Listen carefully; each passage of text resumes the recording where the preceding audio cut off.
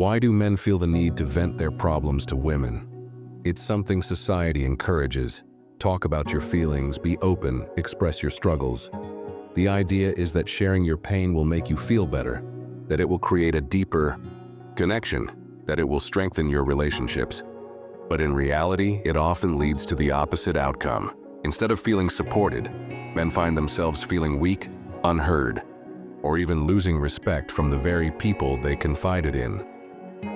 It's a harsh truth, but an important one to understand. While expressing emotions is a natural human need, constantly unloading your emotional baggage onto women, whether it's your girlfriend, wife, or even female friends, can do more harm than good.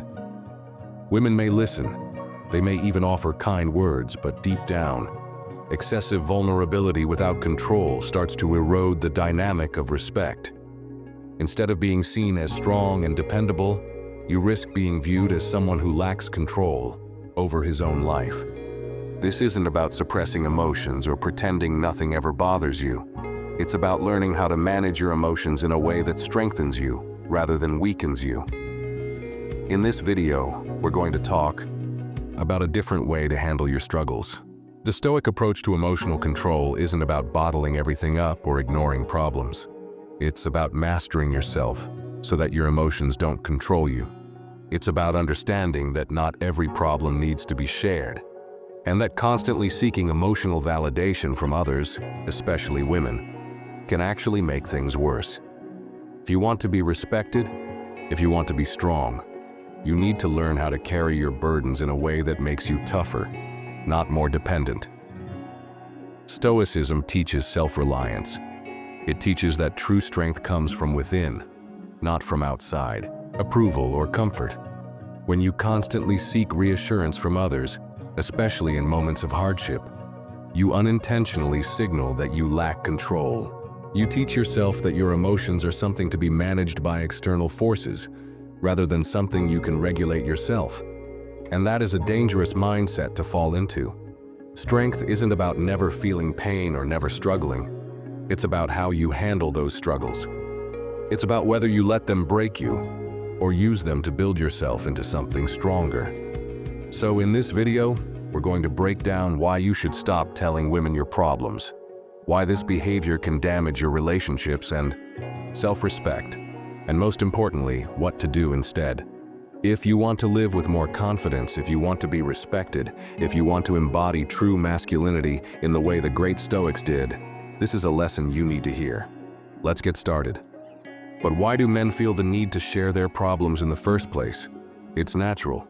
Humans crave connection, and when we're struggling, we instinctively look for reassurance. We want someone to tell us it's going to be okay. We want to feel understood, to feel like we're not alone in our suffering. Society has amplified this, pushing the idea that emotional openness is the key to healthy relationships, that men should be more vulnerable, that talking about their struggles will bring them closer to others. But there's a difference between seeking emotional validation and actually solving problems. And that's where things go wrong. Most people don't realize it, but constantly venting your problems doesn't actually fix anything. Just makes you feel better in the moment, like a temporary release of pressure. But the issue itself, still there. Nothing has changed. Instead of building the strength to work through problems internally, many men develop a habit of unloading them onto others, hoping for comfort instead of solutions. And over time, this becomes a cycle. The more you share, the more you depend on external reassurance, and the less you rely on yourself. The modern world has taken a well-intentioned idea, emotional openness, and twisted it into something unhealthy. Men are told to express their feelings, to be vulnerable, to open up. But no one talks about how to do it in a way that actually builds strength instead of weakness. Instead of learning self-control, many end up mistaking emotional dumping for emotional growth. There's a difference between sharing something meaningful at the right time and constantly offloading every frustration onto the people around you. The latter doesn't bring respect. It breeds exhaustion. And that leads to another unintended consequence. People start associating you with negativity. No one likes to be around someone who is always struggling, always complaining, always needing reassurance. At first, they might listen, might even try to help, but eventually they grow tired. They may not say it out loud, but they start seeing you differently, not as strong, not as dependable, but as someone who is emotionally unstable, someone who lacks control. And this is especially true when it comes to women. They may offer sympathy at first, but deep down, constant emotional dumping is unattractive. It chips away at the respect they have for you. This is where Stoicism offers a better path. Marcus Aurelius, one of the greatest Stoic philosophers, put it simply: "You have power over your mind, not outside events. Realize this, and you will find strength." What does this mean? It means that true strength comes from within, that your emotions, your struggles, your hardships, these are things you must learn to manage internally, not by relying on others to fix them for you. Stoicism teaches that problems are best handled through self-reflection, discipline, and action, not through emotional dumping. When you constantly seek external validation, you give away your power. You let others dictate how you feel, and in doing so, you weaken yourself. The truth is, no one can carry your burdens for you. You can talk about them, you can vent, you can seek comfort, but at the end of the day, the responsibility to deal with them falls on you. And the more you practice handling them internally, the stronger you become. This doesn't mean shutting down or pretending problems don't exist. It means training your mind to face them with resilience, to process emotions without needing constant reassurance, to build the kind of inner strength that commands respect. That's what real emotional control looks like. And that's what separates a weak man from a strong one. This is where things get even more complicated.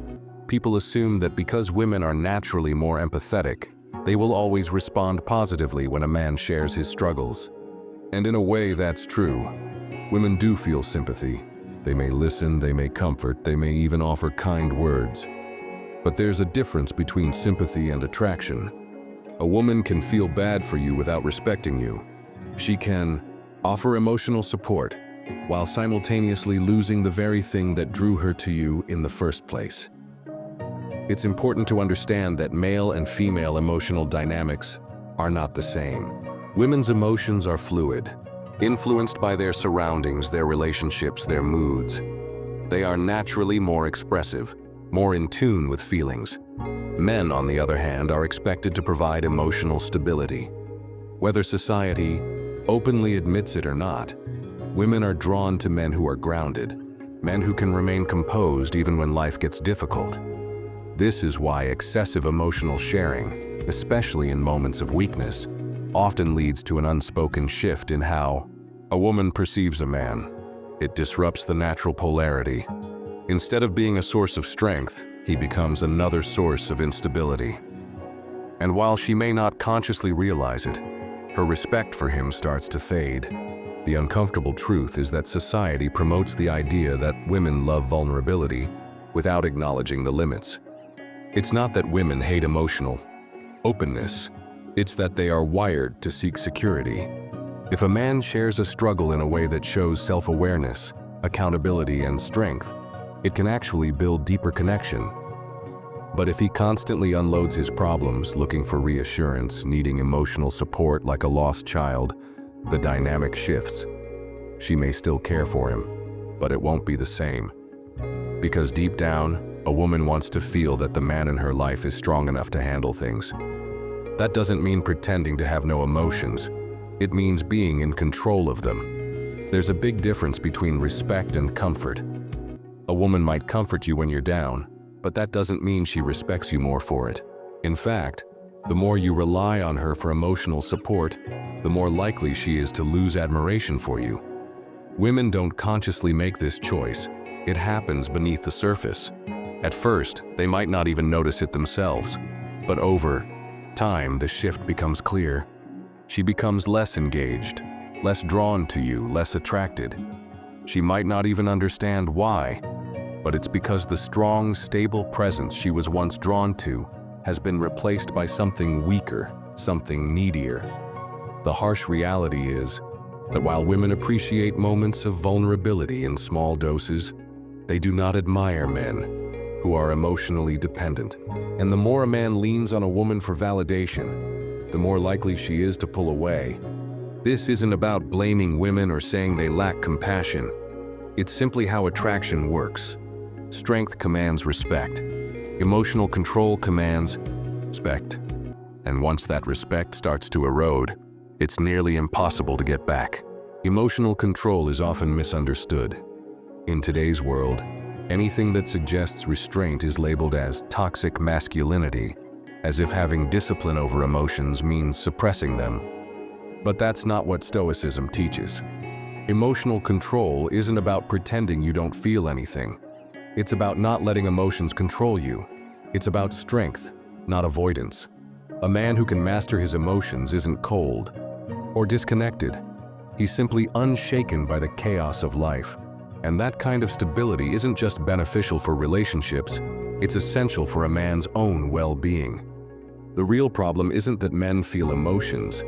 It's that many men don't know how to process them in a way that makes them stronger. There's a difference between emotional intelligence and emotional weakness. Emotional intelligence means understanding what you feel, recognizing why you feel it, and deciding how to act in a way that aligns with your values. Emotional weakness, on the other hand, is when feelings dictate actions without any discipline. A man who constantly seeks external validation for his problems is not in control. His emotions are controlling him. That's why true strength comes from learning how to handle your struggles on your own first, before expecting others to support you. Stoicism offers clear, practical ways to develop emotional control. One of the most effective techniques is journaling. Writing down your thoughts and emotions helps you process them internally, instead of impulsively venting to others. It forces you to confront your own mind, to see your problems clearly, and to analyze them without being overwhelmed. Instead of seeking comfort from others, you become your own source of clarity. Another powerful Stoic tool is negative visualization. This means mentally preparing for worst-case scenarios, not to make yourself anxious, but to build resilience. When you train your mind to face difficulties before they even happen, you reduce their impact when they do. It's the difference between being caught off guard and being unshaken. Another essential principle is detachment from outcomes. So much suffering comes from placing emotional weight on things beyond our control. When you constantly react to everything, you are at the mercy of the outside world. But Stoicism teaches that peace comes from focusing on actions, not reactions. You do what is within your control, and you accept what isn't. Instead of venting about a problem, you ask, what can I do about this? If there's a solution, you act. If there isn't, you adapt. Either way, you move forward without wasting energy on emotional distress. The great Stoic philosophers lived by these principles. Epictetus taught that most of our suffering isn't from reality, but from how we imagine things to be. He said, "We suffer more in imagination than in reality." This means that when we dwell on our emotions, overthink our problems, and replay negative experiences in our minds, we make them worse than they actually are. Instead of feeding these thoughts, a Stoic learns to observe them without attachment. Seneca viewed hardships as training rather than suffering. He believed that difficulties were opportunities to grow stronger, not reasons to complain. And Marcus Aurelius, one of the greatest emperors in history, constantly reminded himself that true strength comes from within. He didn't look to others for validation. He found stability in his own mind. This is what Stoicism teaches: the ability to stand firm when life gets tough, to process emotions without being controlled by them, and to seek strength from within, rather than relying on external comfort. It doesn't mean shutting down or ignoring feelings. It means mastering them. And once a man learns to do that, he becomes unshakable. Not all problems need to be shared, but when you do need to talk, choosing the right people makes all the difference. A common mistake men make is seeking comfort instead of solutions. They think that by unloading their struggles, they'll feel lighter. But in reality, this often leads to dependency and a cycle of negativity. Stoicism teaches that true strength comes from within, but that doesn't mean you have to handle everything alone. It means being selective about who you confide in and making sure that when you do, it's for the purpose of growth, not just emotional relief. The best people to turn to are those who guide you toward solutions, not just offer sympathy. Mentors and strong male friends are invaluable because they won't just listen and nod, they'll challenge you. They'll give you perspectives that help you grow, not just words that make you feel better temporarily. A good mentor or friend won't indulge a victim mindset. Instead of saying, "That sounds tough, I'm sorry," they'll say, "Okay, what are you going to do about it?" That's the kind of support that actually makes a man stronger. It shifts the focus from emotions to action, from helplessness to responsibility. There are also times when seeking professional help is necessary. If emotional distress becomes overwhelming, a therapist or professional can provide the tools to work through it. But even here, the goal should be self-improvement, not just a place to vent. The right therapist doesn't just listen, they equip you with strategies to handle your emotions effectively. Stoicism doesn't mean rejecting help.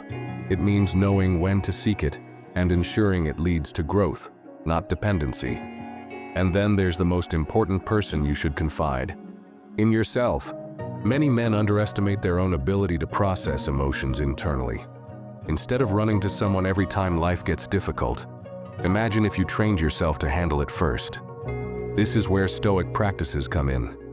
Journaling, self-reflection, and silent contemplation force you to confront your problems without external validation.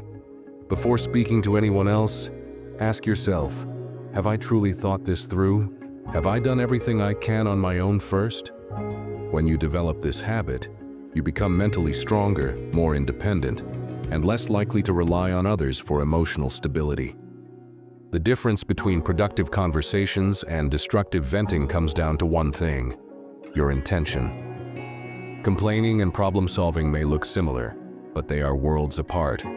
Complaining is about seeking sympathy, about expressing struggles without any real intention of fixing them. It reinforces a victim mindset, where problems are things that happen to you rather than challenges to overcome.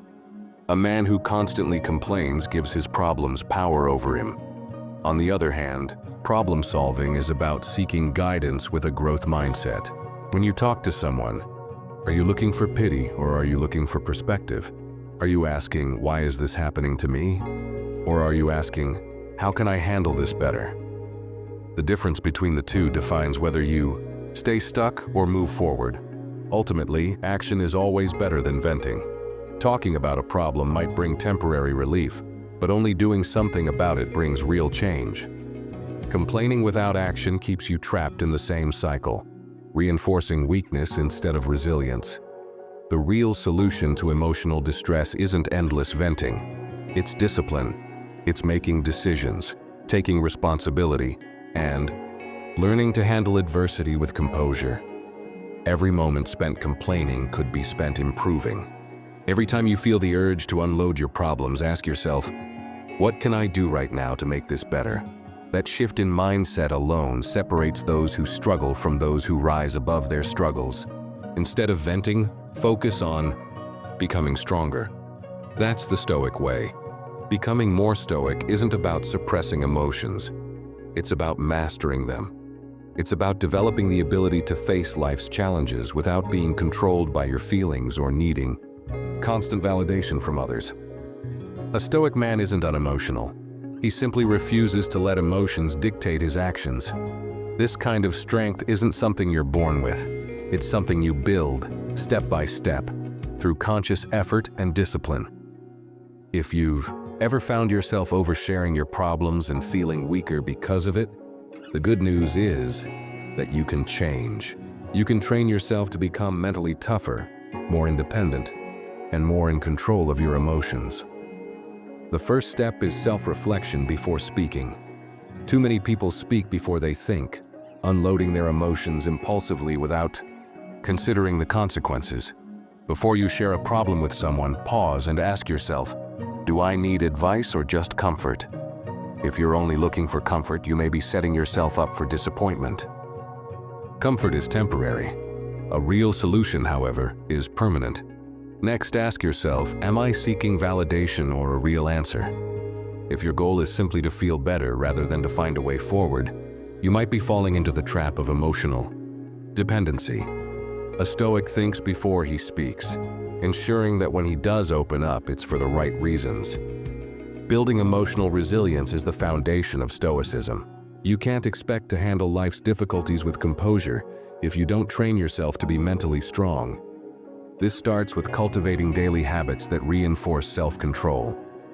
Meditation and mindfulness are powerful tools that teach you to observe emotions without reacting impulsively.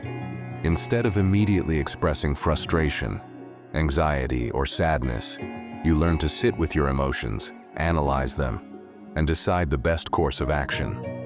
By practicing this daily, you develop the ability to respond rather than react, a key Stoic trait. Physical discipline is another powerful way to strengthen the mind. A weak body often leads to a weak mind. Engaging in physical challenges, whether through exercise, sports, or any form of disciplined movement, teaches resilience, perseverance, and self-mastery. When you push your body through discomfort, you train yourself to handle stress with composure. Marcus Aurelius himself believed in the connection between physical and mental strength, which is why he endured hardship without complaint. When you voluntarily seek out challenges, you develop an inner toughness that makes you less dependent on external comfort. Reading Stoic texts daily is another way to reinforce mental fortitude. The wisdom of philosophers like Marcus Aurelius, Seneca, and Epictetus serves as a reminder of what it means to be in control of your emotions. When you fill your mind with timeless principles of strength and resilience, you condition yourself to think differently. Instead of reacting emotionally, you start to ask yourself, what would a Stoic do in this situation? This shift in perspective makes a significant difference in how you handle adversity. Developing an internal support system is one of the most effective ways to gain emotional independence. Most people rely on external validation to feel better, but a Stoic learns to rely on himself first. One of the greatest examples of this is Marcus Aurelius's Meditations. He wrote his thoughts down, not for an audience, but for himself. He engaged in deep inner dialogue, reminding himself of Stoic principles and training his mind to handle life's hardships with grace. You can do the same. Instead of turning to others when emotions arise, practice self-reflection. Ask yourself, what am I feeling? Why does this bother me? How should I respond? Writing things down or simply thinking through them helps you develop clarity without needing to burden others with every emotional wave. The more you build this internal strength, the less you'll feel the need to vent or seek validation. You'll find that you can handle problems on your own, not because you suppress emotions, but because you understand them better. You'll no longer feel the urge to complain or seek comfort from those who may not even respect you for it. Instead, you'll gain a quiet confidence that others will notice, a presence that commands respect without a single word. That is the power of mastering emotional control. That is the Stoic way. At the core of all this is a simple truth. The more you rely on emotional validation, the weaker you become. Strength isn't about suppressing emotions. It's about mastering them. When a man constantly seeks comfort through venting, he unknowingly trains himself to depend on others for emotional stability rather than building it within himself. Stoicism teaches that true strength comes from handling problems internally, with wisdom and discipline. Instead of looking outward for reassurance, a Stoic looks inward for clarity and action. Women may sympathize with a man's struggles, but they don't admire weakness. Respect is built through resilience, not through excessive vulnerability. Society may say that men should open up more, but it rarely discusses the consequences of doing so without restraint. Attraction and respect are not based on how much a man shares, but on how well he carries himself under pressure. A man who can manage his emotions, solve his own problems, and stand firm in the face of adversity naturally commands respect from both men and women. Marcus Aurelius said, "Waste no more time arguing about what a good man should be. Be one." This is the essence of Stoicism: action over words, discipline over self-pity. The strongest men aren't the ones who loudly complain about their struggles. They are the ones who silently overcome them. They don't seek validation for their hardships. They simply endure, learn, and grow stronger. Hardships are not an excuse to break down. They are an opportunity to build resilience. So where do you go from here? Stop venting. Start solving. The next time you feel the urge to unload your problems on someone, pause. Ask yourself, is this productive? Am I seeking a solution? Or am I just looking for comfort? Instead of looking for someone to ease your burden, focus on becoming the kind of man who can carry it with strength. Apply Stoic. Principles daily, self-reflection, discipline, emotional control.